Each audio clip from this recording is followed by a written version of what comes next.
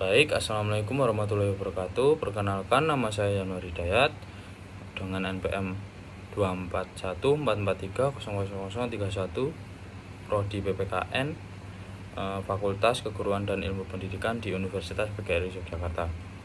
Pada kesempatan kali ini saya akan menjawab soal dari ujian tengah semester yang diberikan kepada saya pada mata kuliah Filsafat Pancasila yang diampu oleh Bapak Dr. Heru Nurgiansyah, MPD, SPD, MPD.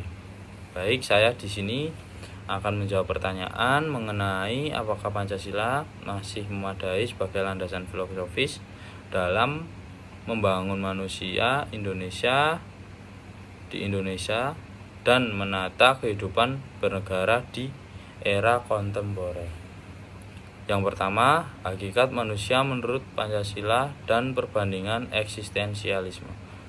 Dalam pandangan filsafat Pancasila, manusia dipandang sebagai makhluk monopluralis, yaitu makhluk individu sekaligus makhluk sosial.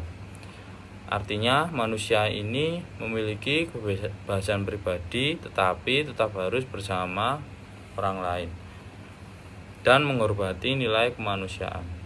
Pandangan ini berbeda dengan filsafat eksistensialisme yang lebih menekankan kebebasan individu secara mutlak.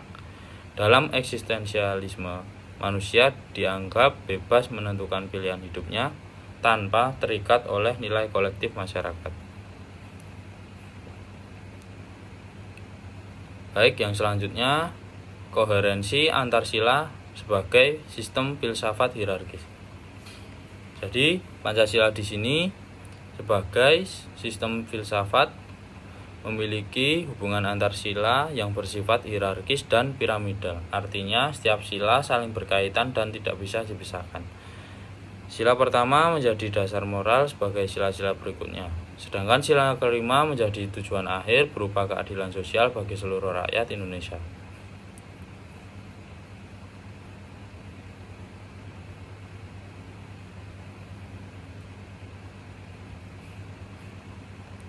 Selanjutnya, relevansi Pancasila sebagai ideologi terbuka dalam menghadapi radikalisme dan neoliberalisme. Pancasila merupakan ideologi terbuka, artinya nilai-nilai dapat berkembang sesuai dengan perkembangan zaman tanpa meninggalkan nilai dasar yang terkandung di dalamnya. Dalam menghadapi radikalisme, Pancasila berperan sebagai dasar untuk menjaga toleransi dan persatuan. Sedangkan dalam menghadapi neoliberalisme global, Pancasila ini berfungsi menjaga keseimbangan antara kepentingan ekonomi dan kesejahteraan masyarakat. Selanjutnya, Pancasila sebagai paradigma ilmu pengetahuan. Pancasila juga bisa dijadikan sebagai paradigma ilmu, yaitu sebagai dasar dalam mengembangkan ilmu pengetahuan yang tidak berorientasi pada kemajuan teknologi, tapi juga pada nilai kemanusiaan dan moral. Ilmu pengetahuan yang berlandaskan Pancasila harus mampu memberikan manfaat bagi masyarakat, serta menjaga keseimbangan dan kemajuan serta pada nilai kemanusiaan. Contohnya, seperti penggunaan teknologi digital dalam pendidikan. Teknologi yang digunakan meningkatkan kualitas pembelajaran, tetapi tetap harus memperhatikan nilai etika, seperti tidak menggunakan atau menyalahgunakan teknologi untuk menyebar informasi palsu atau konten negatif. Baik, selanjutnya saya akan menjelaskan hubungan etika politik Pancasila dengan demokrasi prosedural. Etika politik Pancasila menekankan nilai kejujuran, tanggung jawab, serta musyawarah untuk mencapai mufakat. Dalam praktik demokrasi prosedural, nilai ini sangat penting agar proses demokrasi berjalan secara adil dan transparan. Demokrasi yang hanya berfokus kepada prosedur tanpa etika dapat menyebabkan praktek korupsi, manipulasi, dan penyalahgunaan kekuasaan.